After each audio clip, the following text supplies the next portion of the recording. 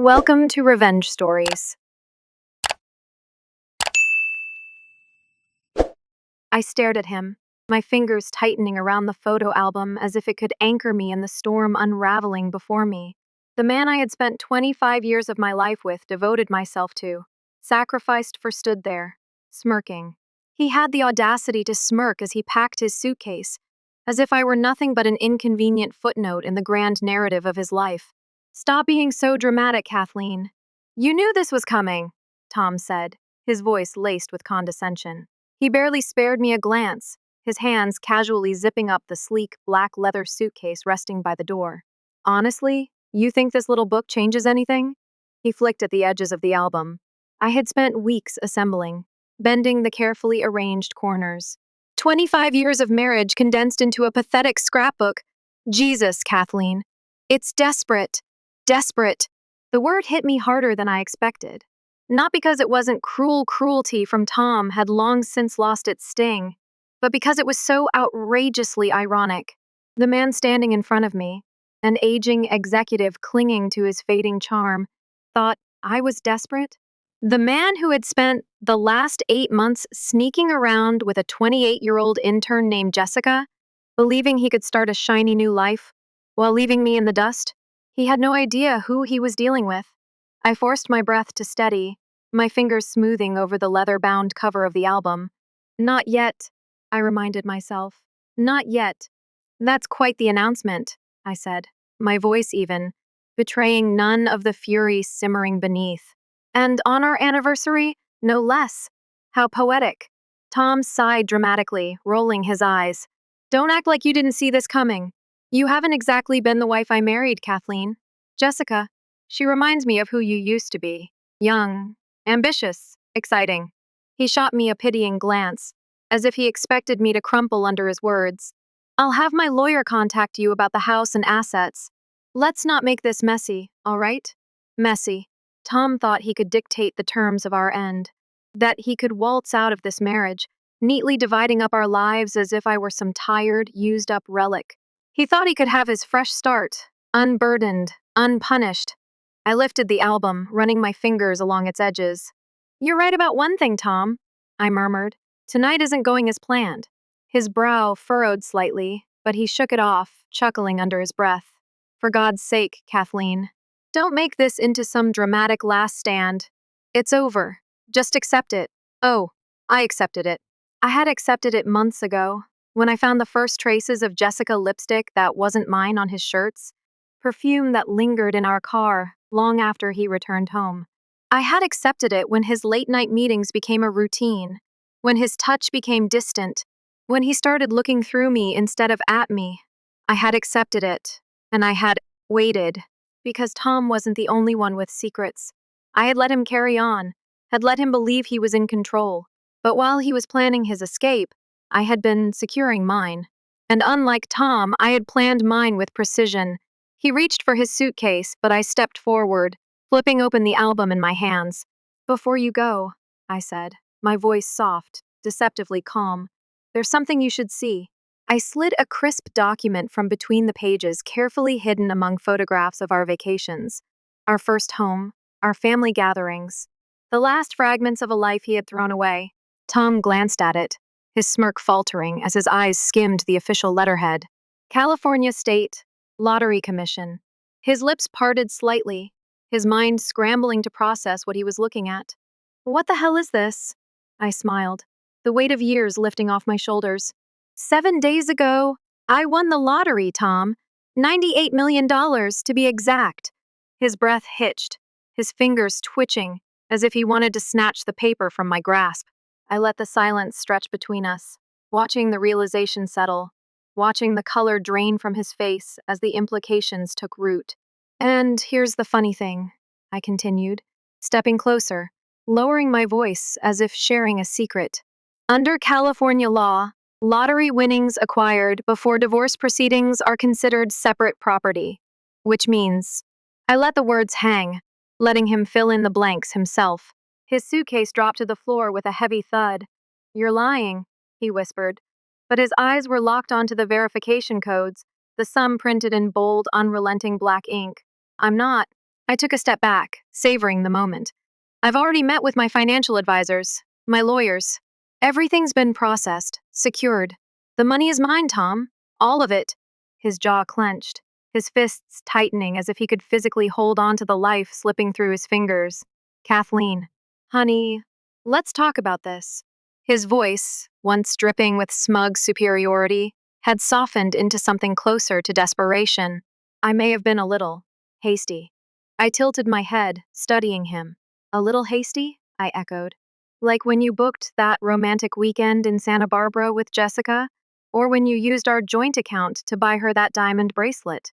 His phone buzzed again, Jessica, undoubtedly waiting for her triumphant new beginning.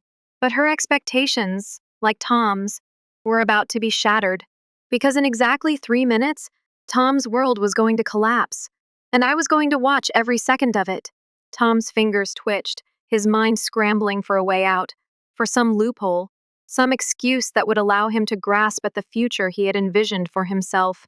I watched it all unfold in real time, the calculations, the silent panic behind his eyes, the slow, dawning realization that for the first time in his life, he was not in control. The shift was almost imperceptible at first, just a twitch in his jaw, a deepening of the lines at the corners of his mouth. Then, desperation cracked through the carefully cultivated arrogance, raw and ugly.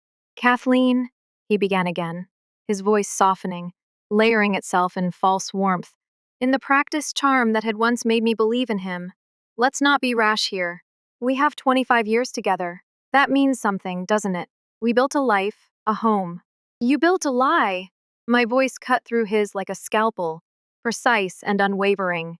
I spent years believing in you, Tom, defending you, ignoring every instinct that told me you were unworthy of my loyalty. Do you know what the irony is? If you had just been honest, if you had asked for a divorce like a decent human being, I might have shared some of it with you. Not half, but enough. His nostrils flared. The desperation flickered into something sharper. Enough? He let out a bitter laugh, shaking his head. Are you hearing yourself? You expect me to walk away with nothing after 25 years? That's exactly what you plan to do to me. I let the words hang between us. Let them land and sink in. You were going to leave me with nothing, Tom. You packed your bags, booked your hotel, called your lawyer before you even had the decency to tell me. You were ready to discard me, like some outdated appliance. And now you want fairness? I laughed then, a sharp, mirthless sound. That's rich. Tom clenched his jaw so tight. I thought his teeth might crack. His eyes flicked to the front door, calculating escape. He thought he could still leave, that he could outrun this. You won't make it to the elevator before the real fun begins, I said, watching him stiffen. You see, Tom, I thought about this moment for a long time. I knew you'd try to weasel your way out, so I took precautions. His phone vibrated again. I could see Jessica's name flash across the screen from where I stood. I smiled. Jessica's waiting for you, isn't she? Probably wondering what's taking so long. You should text her.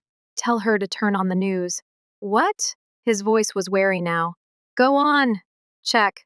Tom's fingers fumbled as he unlocked his phone. I watched as he pulled up the news app, confusion clouding his expression. Then, as the video played, his face went deathly pale. It was a clip from an investigative segment that had aired just minutes ago. Corporate fraud allegations, rock prominent executive. A grainy video played the audio distorted, but clear enough to pick up key phrases. We can move funds through the offshore accounts, Jessica. You don't have to worry. It's all set. But what if Kathleen finds out? A low chuckle. She won't. She's too stupid to see what's right in front of her. Tom stumbled backward, as if physically struck. He turned to me, eyes wide, hands shaking. How did I get it? Oh, Tom. I shook my head in mock pity. Jessica may be young and ambitious, but she's also careless. Did you think she wouldn't brag? Did you think she wouldn't tell her friends how Tom had everything under control? That she wouldn't send texts, or have private conversations in places where people could hear? His breath came in shallow gasps now. Kathleen, we can fix this. We can make this go away. Oh no, Tom. You can't fix this. It's already out there. I gestured to the screen. Your company is launching a full investigation as we speak. Your offshore accounts? Frozen. Your assets? Under scrutiny. Your reputation? I smiled, already in flames. He lunged for the album then, as if tearing it apart would undo everything. But I stepped back, out of his reach. There's more, isn't there? He whispered, voice hoarse. I nodded. So much more, and you'll see it all soon enough. His phone buzzed again. A text popped up on the screen. Jessica, what the hell is happening? My father just pulled out of the deal. Call me now. Tom let out a shuddering breath, his fingers twitching toward the phone before curling into a fist. The confidence, the arrogance, the certainty he had carried just moments ago, it was gone, stripped away layer by layer. Kathleen, he tried one last time, his voice cracking. Please. I made a mistake. No, Tom, I said, my voice steady, firm. You made your choices. Now you get to live with them. A loud knock echoed through the penthouse, reverberating off the walls. Tom's eyes snapped to the door, dread creeping into his expression. That would be Detective Harrison, the first said, moving toward the handle. He's been very interested in those offshore accounts of yours. Tom grabbed my wrist, his grip tight, desperate. You don't understand, he hissed. There are other people involved, powerful people. If this gets out, I pulled my arm free, meeting his frantic gaze with calm certainty. Oh, I know all about your powerful people, Tom. Like Michael Anderson? The one you planned to pin this on if things went south? He rolled over on you 2 days ago. Turns out, he's more afraid of federal prosecution than he is of you. The blood drained from Tom's face entirely. The knocking at the door turned to pounding. Mr. Thomas Wilson. Police. Open the door.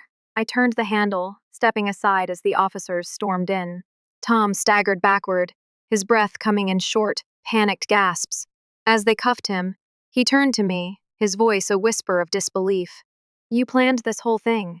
The album, the anniversary dinner, it was all a setup. I tilted my head, considering him. Actually, the lottery win was just luck, I said, watching as they led him away. But everything else? Yes. I planned it carefully. Consider it 25 years of investment. Finally paying off. As the door closed behind them, I exhaled, feeling lighter than I had in years. Tom always thought he was the smartest one in the room. He never saw me coming. The silence that followed Tom's arrest was almost deafening. For 25 years, our home had been filled with the sound of his voice commanding, condescending, always asserting control. Now, it was gone. The only sound left was the distant murmur of the city outside, a world that had kept moving while I had spent years trapped in the orbit of a man who thought he was untouchable. I stepped forward, pressing my palm against the cool glass of our penthouse window, looking down at the flashing red and blue lights below. Tom was in the backseat of a police cruiser now, his head bowed, his entire body rigid. I wondered what he was thinking. Was he trying to bargain with himself, searching for a way out? Or was he finally realizing what it felt like to be powerless? A small, satisfied smile tugged at my lips. Checkmate. The moment of triumph, however, was brief. There was still more to do. I turned from the window, my eyes sweeping across the living room. It was still pristine, luxurious furniture, curated artwork, all the remnants of a life I had built beside a man who had taken me for granted. I had spent years making this space a home, and now it felt like the husk of something already dead. With a deep breath, I walked to the coffee table and picked up the last remaining evidence of my past, the photo album. My fingers traced the leather cover, my mind flickering back to the moment I had first started assembling it. It had been an act of love, of nostalgia. Now it was something else, entirely a weapon, the final nail in Tom's coffin. A vibration from my phone snapped me from my thoughts. I glanced at the screen. Jessica, what the f did you do? I laughed. I actually laughed. Jessica had spent months thinking she had won, believing she had stolen Tom away, that she was the new queen of his empire. She had no idea she had been nothing more than a pawn in a game she never understood. I typed a reply, deliberately slow, savoring the moment. Me, turn on the news. Seconds later, the typing bubbles appeared, then stopped. She had seen it. I imagined her sitting in the hotel room she had booked for her and Tom, her perfectly manicured nails digging into the screen, her breath coming short as she realized she had hitched herself to a sinking ship. I could almost see the panic setting in as she watched footage of Tom being escorted from our home in handcuffs, the words corporate fraud and embezzlement flashing across the screen. The phone buzzed again. Jessica, this isn't over. I rolled my eyes. How predictable. Me! Oh, sweetheart. It's already over. But by all means, keep struggling. I set the phone down and exhaled. There was no more satisfaction to be wrung from Jessica. She was done, a casualty of her own arrogance. I had bigger things to focus on. I turned, making my way to the kitchen, where a bottle of wine sat unopened on the counter. I poured myself a glass, the deep red liquid swirling in the crystal like victory. Then, I reached for another envelope resting beside it, the final piece of my revenge. Inside was the deed to the penthouse. Tom had taken out a second mortgage on our home without my knowledge, using the money to fund his little escapades with Jessica.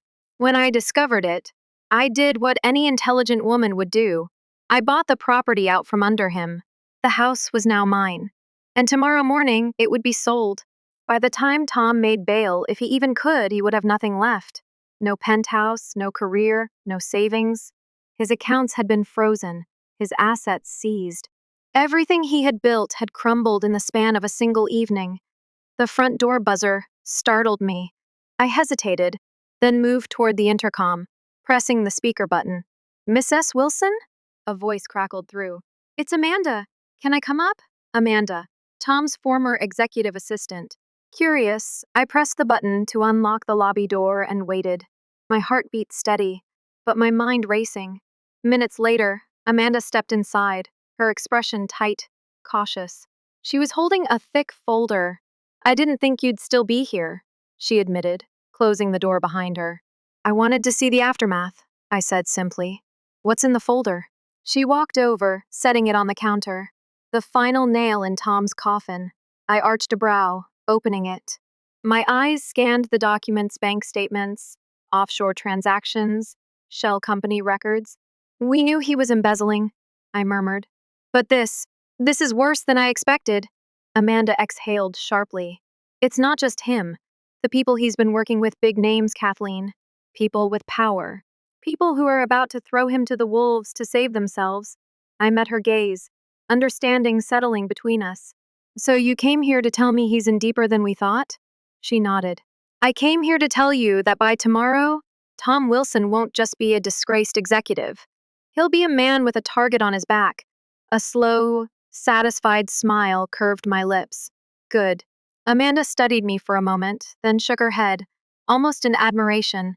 You really did it, didn't you? You played the long game and won. I didn't just win, I said, closing the folder.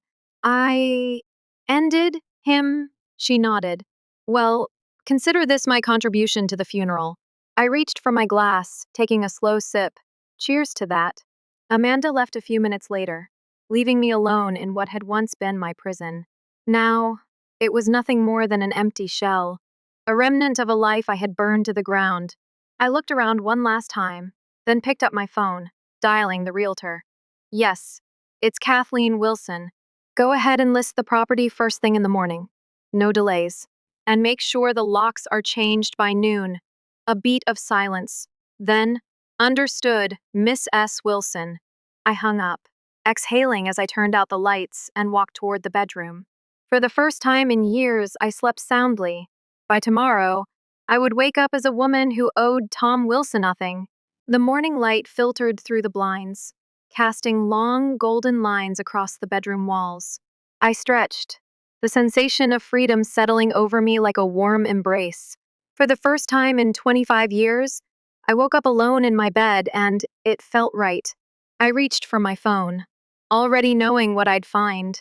My notifications had exploded overnight. News articles, messages, missed calls. Everyone wanted a comment from the woman who had orchestrated the fall of Thomas Wilson. Too bad for them. I had nothing to say. The top headline caught my eye.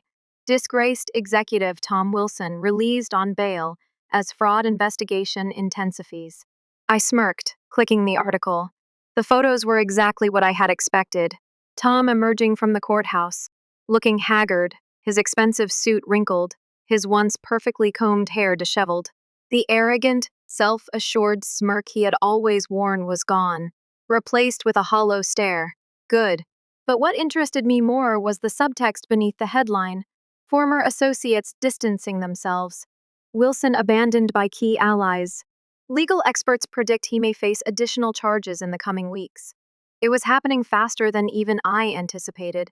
The powerful men Tom had surrounded himself with, those he thought were his safety net, were now scrambling to cut ties, to save their own skins. And without them, Tom was nothing. A paper king whose castle had already burned to the ground. As if on cue, my phone rang. An unknown number. I let it go to voicemail. Not a minute later, a text appeared. Tom, Kathleen, we need to talk. I laughed out loud. The desperation practically bled from the screen. A month ago, he wouldn't have even answered my calls, let alone sent me a message like this. Now he was groveling. I tapped out a reply. Me, do we? The bubbles appeared almost immediately. Tom, please.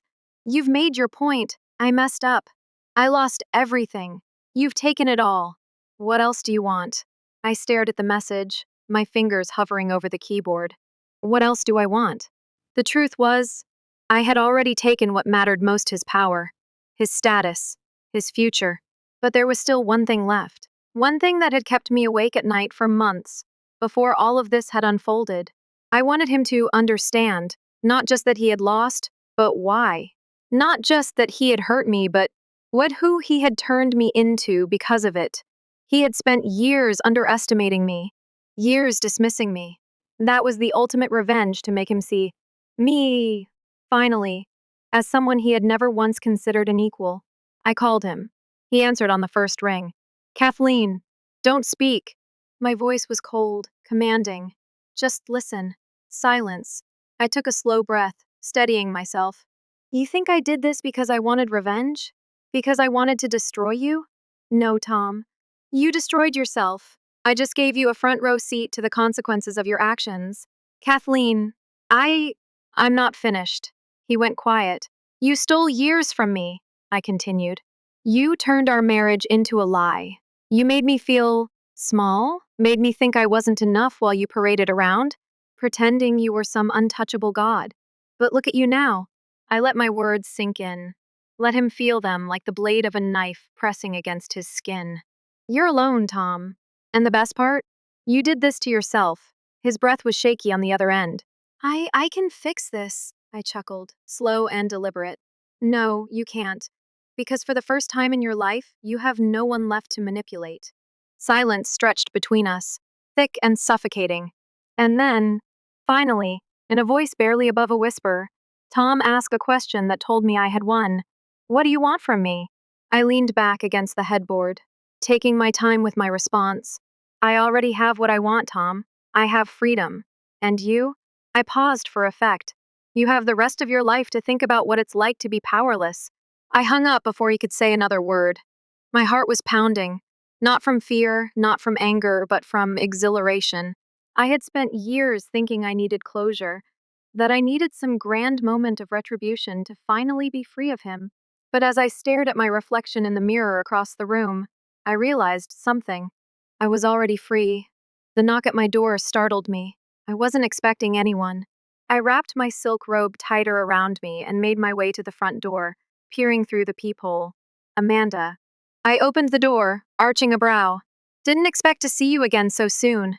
She smirked, stepping inside without an invitation. I thought you might like to know the board officially voted this morning. Tom's been removed from every executive position he held. He's blacklisted. No company will touch him now. A slow, satisfied grin spread across my lips. Good. Amanda hesitated, shifting on her heels. There's one more thing. I wasn't going to tell you, but I figured you'd want to hear it from me before it hits the press. I narrowed my eyes. What? She pulled out her phone, opening a news article. My stomach clenched as I read the headline. Jessica Mason files lawsuit against Thomas Wilson for financial misconduct and emotional distress. I exhaled sharply. Well, that's poetic. Amanda nodded. Looks like she's throwing him under the bus to save herself. Claims he manipulated her, promised her financial security, and then left her in ruins. I clicked my tongue. How fitting. The man who spent his whole life using people finally gets used himself. Amanda tilted her head. You don't seem surprised. I'm not. I turned away, walking to the window, watching the city move beneath me. Men like Tom always think they're the hunters. They never realize when they've become the prey. And with that, I poured myself another glass of wine, finally at peace. Because this was the ending I had always wanted. The morning after Amanda's visit, I stood on my balcony, letting the warm breeze brush against my skin. The city stretched below me, indifferent to the wreckage of the man I had once called my husband. Somewhere, in a cramped, impersonal hotel room, or worse, a friendless, unfamiliar rental, Tom was waking up to his new reality. One where his name carried no weight, his influence had withered, and his bank accounts were bleeding out like an open wound. I took a slow sip of my coffee, exhaling in satisfaction. This is what freedom tastes like. The phone on the table buzzed again. Another number I didn't recognize. I ignored it, just as I had ignored every other call since last night. Tom had tried again after I hung up on him, leaving me a string of increasingly desperate voicemails. Kathleen, please? We can fix this, you've made your point. Just call me back. I know you're listening. You think you're so damn smart, don't you? You don't understand what you've done. You're playing a game you don't know the rules to. And my favorite, you'll regret this. I had laughed at that one. Regret? No.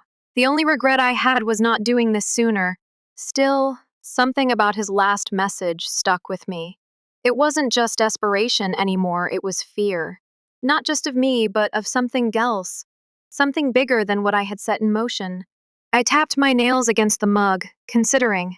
Tom had built his career on backroom deals and backstabbing. There were people he owed, people who had protected him when things were good. And now? He had no leverage left, no bargaining chips, no way out. A dark, satisfied thrill ran through me. I should have felt guilty, but I didn't. Not even a little. A knock at the door snapped me from my thoughts. I frowned. No one should have been here.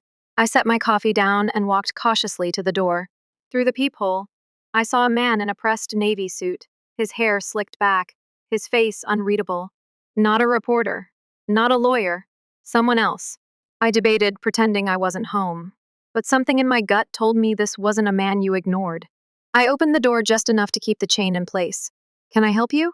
He smiled, but it didn't reach his eyes. Miss S. Wilson? I hesitated before nodding. I represent some interested parties. He pulled a sleek business card from his pocket and held it up between two fingers. No name. No number. Just a single symbol embossed in gold. We need to talk. I didn't move. About what? Your husband. I exhaled sharply through my nose. Ex-husband. The man smiled again. Of course. I didn't trust him. Every instinct screamed at me to close the door, pretend this never happened.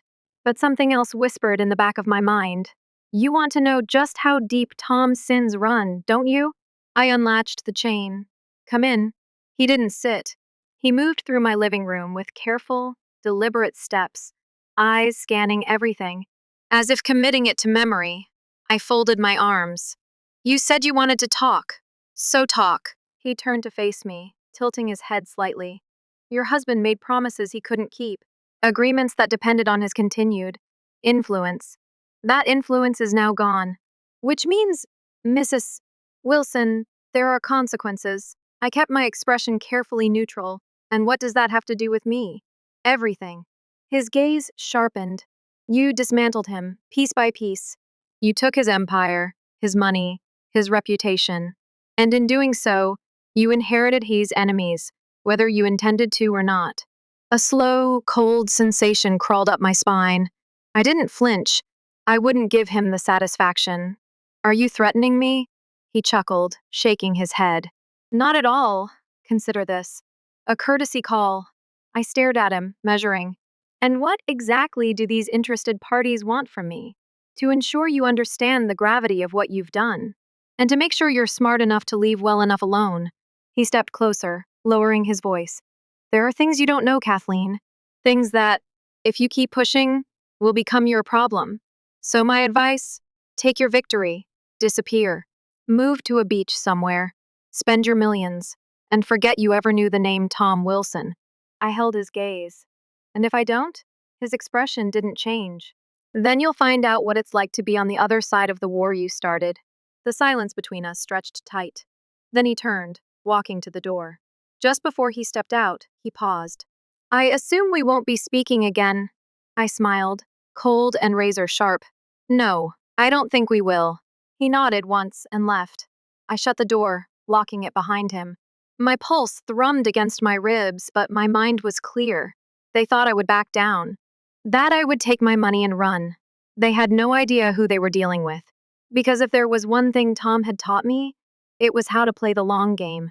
And I wasn't done yet. The moment the door shut behind the stranger, the world around me seemed to slow. The weight of his words pressed against my ribs, each syllable curling around my throat like a noose. You dismantled him, piece by piece. And in doing so, you inherited his enemies.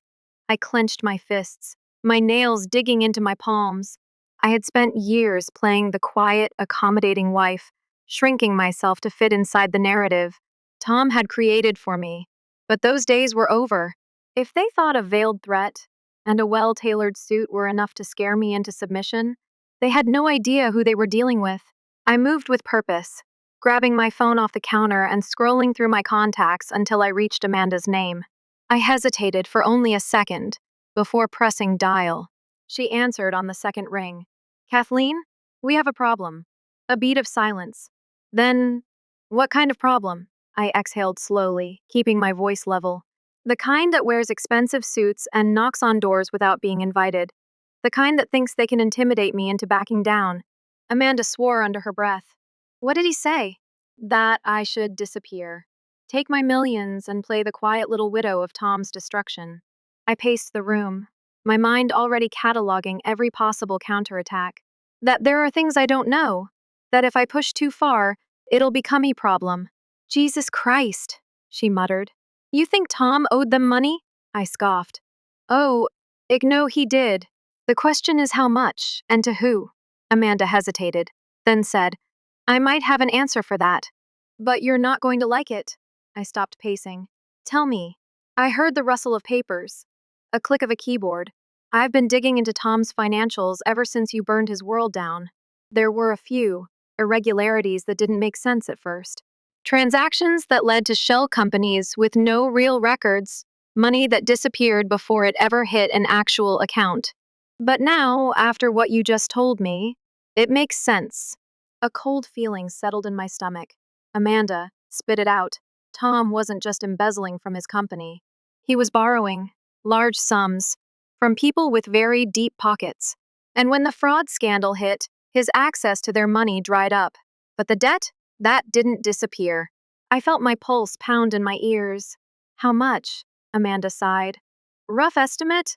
5 million. Maybe more. I let out a slow, controlled breath. And they think I'm responsible for that? If they think you benefited from it, they might.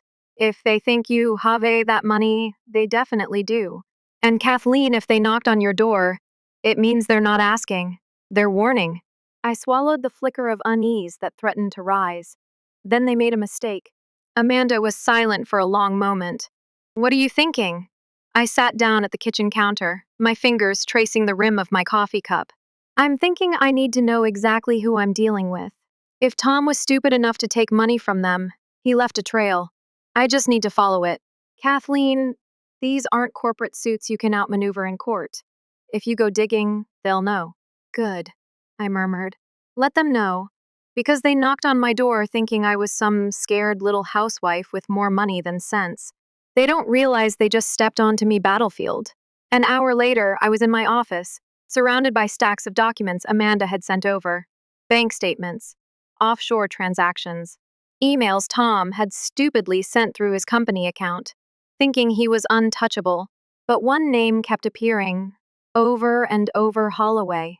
It was buried under different subsidiaries, scattered across multiple wire transfers, but it was there. I picked up my phone, dialing Amanda again. Tell me about Holloway. She sighed. Big name in private finance. The kind that doesn't advertise. Their money is in everything, but you won't find a single interview or a photo of their executives. They operate in the shadows, and people don't ask questions. And Tom owed them money. A lot of money. If they're coming after you, they think you have something that belongs to them. I drummed my fingers against the desk. Then I need to have a conversation with them. Amanda's voice sharpened. Kathleen, I'm telling you, this isn't the same as taking Tom down. These people don't lose. I smiled. Neither do I. It took me less than 24 hours to get a meeting. I didn't go to them. That would have given them too much control. Instead, I arranged for the meeting in a place I controlled, a luxury private club, the kind where the walls had ears, and discretion was currency. When the man in the navy suit walked in, he was alone this time. He sat across from me in a plush leather chair, his expression unreadable. Miss S. Wilson, he greeted smoothly. I have to admit, I'm surprised. That I called? That you're still here. I smiled, but there was nothing warm about it. Let's not waste time. You believe I have something that belongs to you. Tell me what it is. He studied me for a moment before leaning back. Tom took something. A file. Documents he was supposed to return. I tilted my head. And you think I have it? We know you do. I kept my face carefully neutral, but inside, my mind was racing. Tom had stolen from them. Not just money, information. Something important enough that they were still chasing it, even after his entire life had collapsed.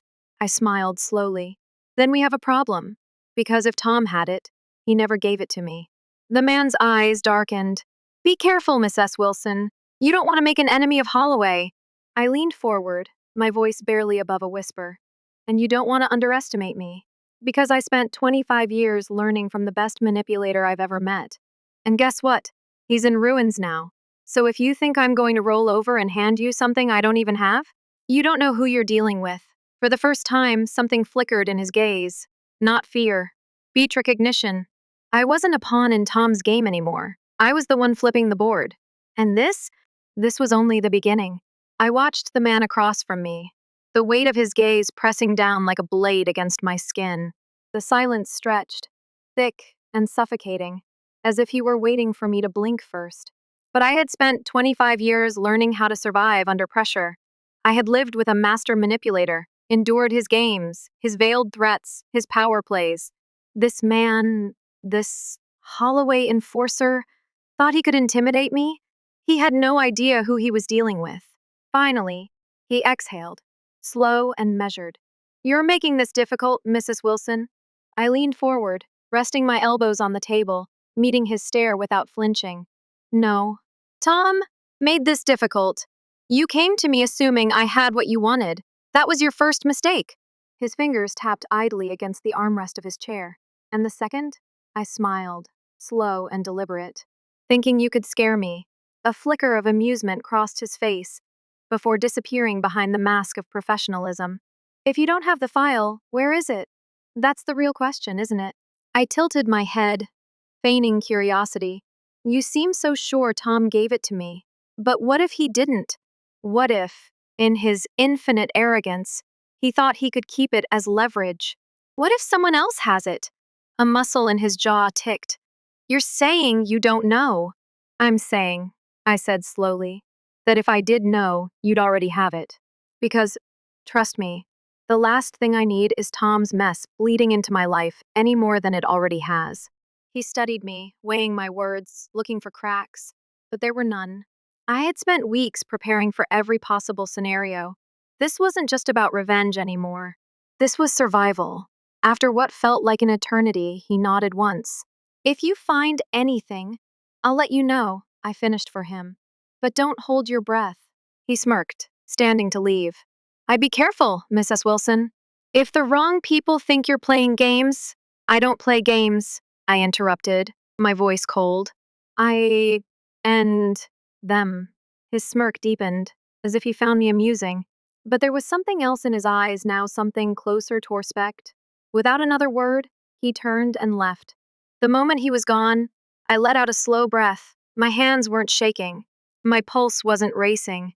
The fear that had once dictated my life was gone, but the war wasn't over. Tom had left behind a trail of destruction, and I was still standing in the wreckage. If I wanted to be truly free, I had to find that file before Holloway did, because whether or not I had it, they believed I did. And if there was one thing I had learned from Tom, it was that power wasn't about what you had, it was about what people thought you had. And right now, I had just enough power to be dangerous. I picked up my phone and dialed Amanda. She answered immediately. "Tell me you're okay." "I'm fine," I said.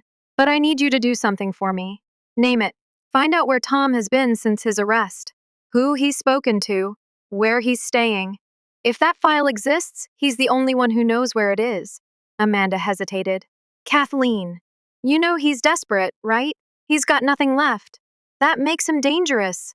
"I know," I murmured, "but he's also predictable. And right now, he thinks I won't come for him." Amanda let out a slow exhale. "I'll see what I can find." I hung up, staring out at the city. Tom thought he had already lost everything. He had no idea what was coming next.